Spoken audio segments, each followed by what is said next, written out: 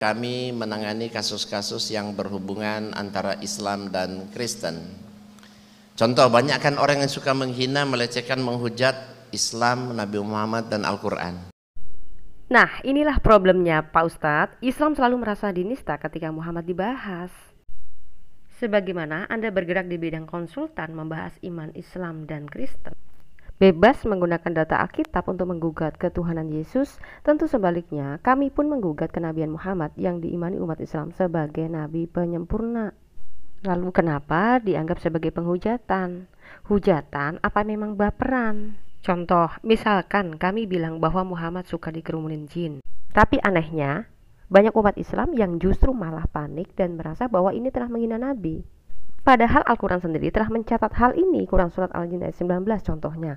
Dan sesungguhnya ketika hamba Allah dalam kurung Muhammad berdiri menyembahnya, melaksanakan sholat, mereka jin-jin itu berdesakan mengerumuninya. Apakah umat Islam mau kalimat ini diganti begitu? Kalau diganti, apakah justru ini akan dibenarkan, sedangkan kalimatnya bunyinya seperti itu? Kemudian kalian bilang kalian menista Nabi Muhammad. Padahal kalian sendiri selama jadi Islam gak pernah tahu ada dalil kalau Muhammad dikerumunin jin. Penyebabnya apa? Itu karena umat Islam tidak diwajibkan untuk mengerti isi kitabnya sendiri. Yang penting kan baca, dan yang penting kan pahala. Nah, hal-hal seperti itu yang kami tangani bersama teman-teman. Dan ya alhamdulillah cukup banyak para pendeta penginjil yang pernah dipenjara karena mereka menghujat Al-Quran. Bahkan pernah terjadi 41 pendeta penginjil itu dipenjara sekaligus.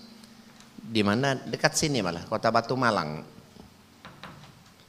Karena mereka menghujat Al-Quran. Rekamannya ada, bisa ditonton seperti apa mereka menghujat Islam, Quran, kemudian ditangkap polisi, disidang, dipenjara 41 orang. Wow, 41 pendeta dipenjara sekaligus gara-gara mereka menghujat Al-Quran dan Muhammad. Pantes Anda mualaf Pak, pasti nyari aman ya. Berarti Islam mengajarkan teror dan ancaman dong Pak Tua ya. Ngeri kali lah itu. Jadi rahmatan lil alamin yang dimaksud Islam itu begitu toh Pak Tua. Prinsipnya lo jual gue beli gitu ya. Saya pikir itu cuma prinsip preman Tanah Abang saja loh Pak Tua.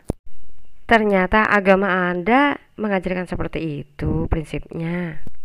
Antikritis dan antikris.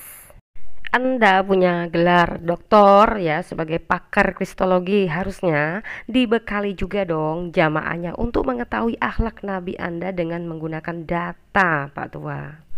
Jangan cuma sibuk teriak-teriak Muhammad adalah teladan sempurna tapi tidak pernah menunjukkan bukti data-datanya. Ia pantes selalu merasa dihujat ketika data valid ditunjukkan oleh para pendeta yang kalian penjarakan tadi. Padahal justru ketika umat Islam terlalu bereaksi berlebihan akan banyak orang yang akan murtad loh Pak Tua. Karena sebagian umat Islam nurani mereka benar-benar tulus sedang mencari kebenaran. Apalah jadinya ketika fakta diungkap di media, lalu kemudian Anda semua justru menunjukkan reaksi berlebihan. Yang waras pasti mikir dong, kok sadis amat ya ajaran gue?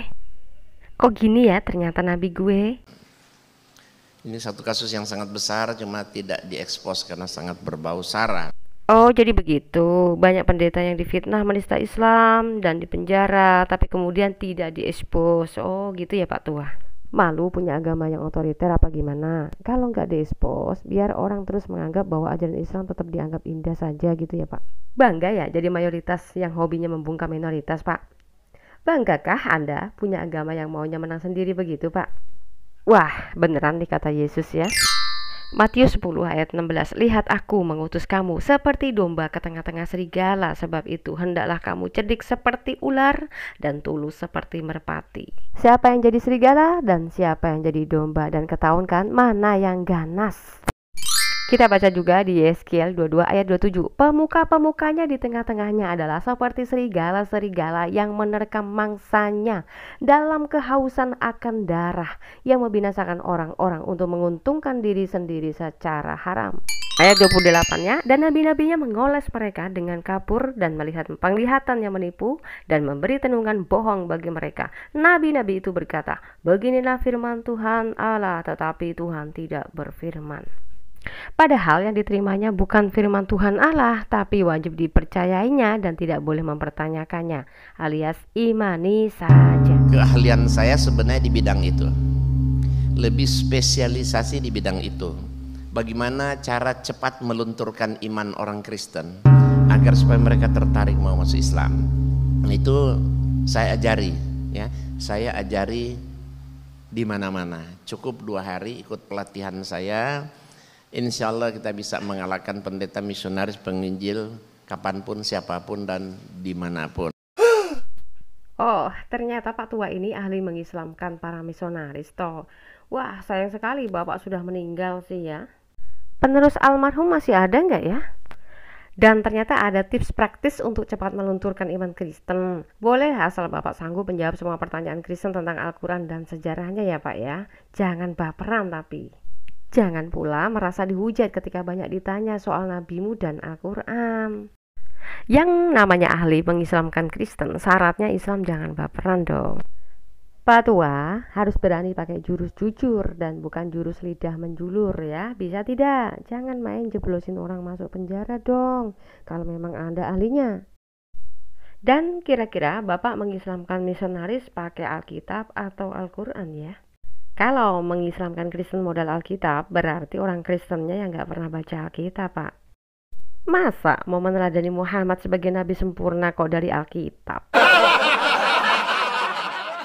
Kecuali orang Kristennya sekolahnya di pohon pisang kali Pak. Kayak si Juma, suka mojok macarin gedebok, pisang sama kambing.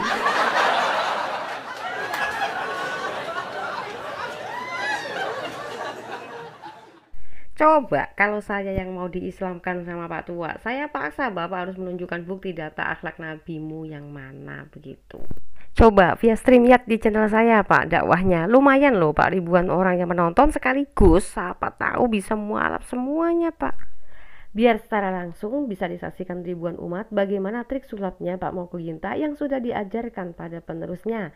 Resep mudah melunturkan iman Kristen dalam 2 hari saja. Tapi kalian harus terima kenyataan kalau hasilnya malah sebaliknya ya ternyata. By the way, gimana ya nasib para 41 pendeta yang dipenjarain oleh ahli melunturkan iman Kristen ini ya? Adakah teman-teman ada info soal mereka? Sudah keluar penjara atau belum? Atau bahkan mereka masih hidup atau sudah meninggal? Pak MKC saja disiksa begitu, hampir juga nggak bisa diekspos loh. Ternyata beneran ngalami siksaan. Nah sekarang bagaimana nasib 41 pendeta yang dipenjarakan oleh Pak Ustadz tadi? Ngomong-ngomong, Bapak sudah meninggal ya. Wah, selamat ya Pak Tua. Semoga amalanmu di dunia ini dapat pahala yang setimpal dari Yang Kuasa, karena Anda luar biasa. Selama saya masuk Islam, ya alhamdulillah saya telah menulis buku sekitar 53 judul. Dan buku-buku saya semuanya intinya bagaimana kita berdakwah, mengajak non-muslim masuk Islam. Yeay! Wah bagus itu, cuma pertanyaannya yang Bapak dakwahkan itu soal Yesus atau soal Muhammad? Kalau Yesus yang diberitakan bukan dakwah Pak namanya, tapi kalau Yesus yang dikabarkan berarti Injil yang diberitakan, bukan Al-Quran. Karena Yesus tidak kenal yang namanya Al-Quran. Yang namanya berdakwah itu Bapak menghidupkan kalimat Quran dengan ayat-ayat Al-Quran agar ayat Al-Qurannya itu mampu dilaksanakan oleh umatnya begitu. Contoh nih ya dalam Quran surat 37 ayat 177.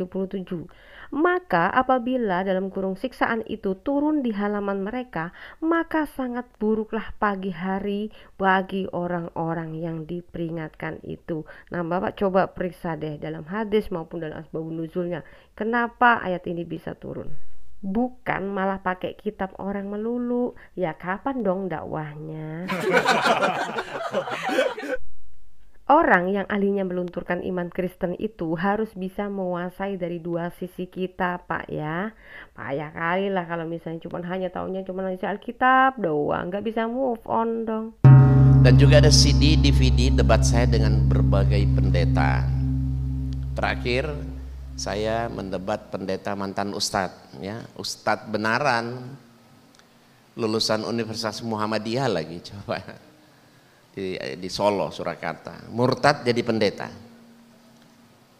Dia hari ini menjadi orang nomor wahid tukang hujat Islam di Indonesia. Tuh kan, enaknya Islam di Indonesia tuh tinggal ngomong si lawan debat akan disebut penghujat. Apabila kalau pihak Islam kalah debat. Masalahnya, Anda boleh sembarangan memahami Alkitab kami dari sudut Al-Quran. Sementara lawanmu saja, Pak Tua ya, murni dari Quran dan hadis, tapi malah disebut penghujat. Nah inilah. Saya sudah mempelajari buku Anda, Pak Tua. Saya bukan malah tertarik sama Islam, tapi malah sebaliknya saya makin cinta Kristus, Pak, setelah baca buku-buku dari Bapak. Karena yang Anda paparkan bukan akhlak nabimu, malah ayat-ayat Alkitab. Walaupun Anda cocomologikan dengan ayat Quranmu, bukan membawa saya makin benci Alkitab. Tapi malah saya menilai bahwa Anda memakai standar ganda. Karena Al-Quran Anda jadikan tolak ukur untuk memahami Alkitab, dan sebaliknya. Tapi di sisi lain Alkitab dijadikan senjata untuk menyerang kekristenan sendiri. Itu karena Anda memakai standar ganda itu tadi. Sayangnya, kemudian ketika dibalikin dengan data Al-Quran dan hadis, Anda katakan bahwa lawan debat Anda ini sedang menghujat Islam. Enak bener ya jadi umat Islam, maunya menang sendiri. Alkitab diobok-obok seenak jidatnya, Anda sebut dakwah. Aduh, agama model begini yang membawa Kristen mualaf, bingung saya. Ini orang yang darahnya sudah sangat halal, orang seperti ini sebenarnya. Tapi ini juga sudah kami laporkan ke polisi, ya walau alam kapan mau ditangani gitu.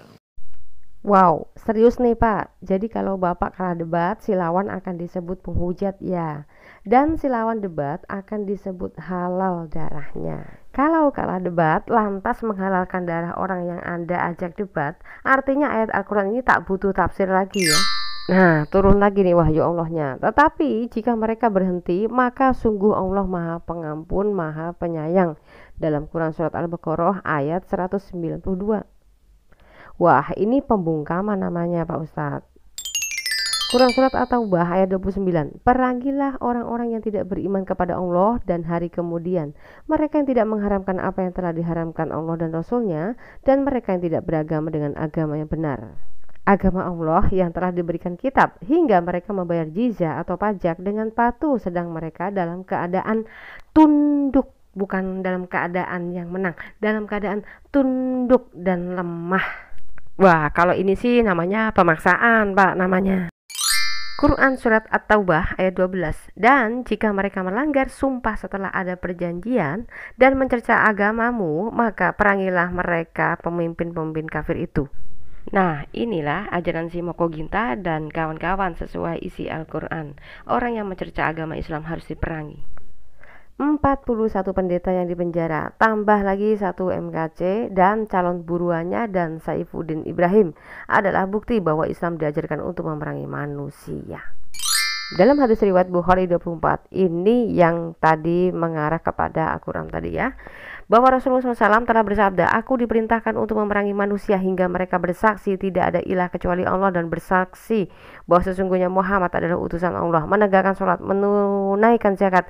Jika mereka lakukan yang demikian, maka mereka telah memelihara darah dan harta mereka dariku, kecuali dengan hak Islam dan perhitungan mereka ada pada Allah.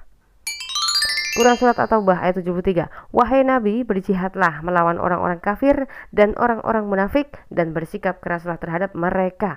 Tempat mereka adalah neraka jahanam dan itulah seburuk-buruk tempat kembali. Quran Surat Muhammad ayat 4. Maka apabila kamu bertemu dengan orang-orang yang kafir, maka pukullah batang leher mereka. Selanjutnya apabila kamu telah mengalahkan mereka, tawanlah mereka, dan setelah itu kamu boleh membebaskan mereka atau menerima tebusan sampai perang selesai. Ini bukan rencana perang ya, tapi memang hal yang tidak sengaja. Kalau bertemu dengan orang-orang kafir, maka pukullah batang leher mereka.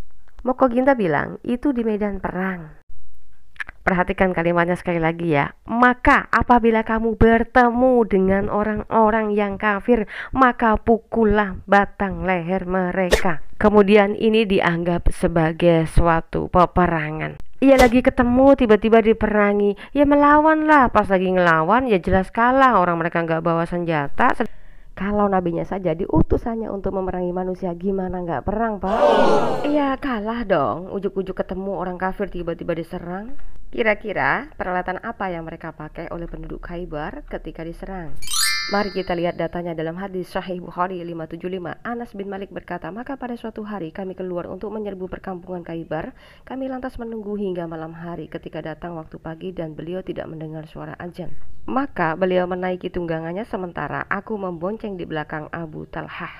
Anas bin Malik berkata, sungguh kakiku menyentuh kaki Nabi SAW. Anas bin Malik melanjutkan kisahnya. Penduduk Khaybar keluar ke arah kami dan membawa keranjang dan sekop-sekop mereka. Ketika mereka melihat Nabi SAW, maka mereka berkata, Muhammad, demi Allah, Muhammad dan pasukannya datang. Kata Anas, ketika Rasulullah melihat mereka, beliau bersabda SAW, Allahu Akbar, Allahu Akbar, hancurlah Khaybar. Lagi subuh-subuh, pagi-pagi benar ya, tiba-tiba diserang. Padahal mereka mau ke sawah, bawa skop-skop, bawa keranjang. Masa kayak begini dibilang perang? Dari rentetan sejarah yang didasari oleh Quran maupun hadis, Muhammad ini memang ternyata diutus oleh Allah, yaitu sebagai nabi yang mewajibkan untuk memerangi non-muslim agar mengislamkan, seperti halnya yang dilanjutkan oleh Pak Moko Ginta ini. Hanya beda strateginya saja ya. Pak Moko Ginta menjadikan dirinya sebagai ahli melunturkan iman Kristen dengan cara diajak debat. Kalau Kristen kalah masuk Islam, kalau Kristen yang menang akan dijebloskan ke penjara dalam tuduhan penghujat Islam. Padahal dari sekian bejibun data-data dari kitab yang diimani Pak Moko Ginta serta para murid-muridnya, jelas persis dilaksanakan oleh almarhum Moko Ginta dan kawan-kawannya. Lantas kalian bilang Kristen menghujat. Walaupun semua apa yang disampaikan oleh para apologet Kristen semua berdasarkan fakta dan data dan realitanya. Lalu apakah kalian suka kami berkata, wah agama Islam itu indah ya? Keindahannya di mana? Kalau indah nggak mesti lawan debatmu dijeblosin ke penjara lantaran kalah debat, Pak. Dan kalau indah, nggak mungkin Abi Saifuddin Ibrahim mesti cari perlindungan di negara lain dong. Kalau indah, nggak mungkin lah ngejeblosin MKC juga sampai disiksa secara brutal gitu dong. Kan Islam semua sepakat kalau MKC telah menghujat Islam kan. Makanya gimana Kristen bisa mengatakan Islam itu indah? Apalagi Al-Quran yang justru menghina agama lain sebagai seburuk-buruknya makhluk. Quran Surat Al-Bayyinah ayat 6. Sesungguhnya orang-orang yang kafir yakni ahli kitab dan orang-orang yang musyrik akan masuk ke neraka jahanam. Mereka kekal di dalamnya. Mereka itu adalah seburuk-buruknya makhluk. Disebutkan loh nama golongannya. Orang Yahudi dan ahli kitab itu ada di dalam Quran dan hadis sebagai makhluk yang paling buruk di antara makhluk terburuk. Iki firman opo sih ya, umat pilihannya Tuhan Allah Abraham, Ishak dan Yakub malah dihina sama Allah Mekah. Harusnya kalau mau bikin agama baru ya bikin aja Pak, tapi jangan ngatain ahli kitab loh. Kan banyak agama loh sebelum Islam, tapi kok cuma Yahudi Nasrani yang dilaknati Allah Mekah ya? Maksudnya apa coba? Oh, Nabi Muhammad SAW telah diutus untuk meluruskan ajaran Yahudi dan Nasrani yang salah, Fatimah. Tadi kan kita dapat data dari Quran dan hadis bahwa Muhammad hanya diperintahkan untuk memerangi manusia. Kalau sebagai pelurus, apa yang diluruskan? Soal apa? Apakah soal Yesus dipaksa jadi Isa sebagai utusan Allah yang diperintahkan untuk memerangi babi? Atau mau meluruskan kalau Yesus itu tidak mati disalib tapi diserupakan? Saya mau tanya nih ya, siapa yang bilang kalau Yesus tidak disalib?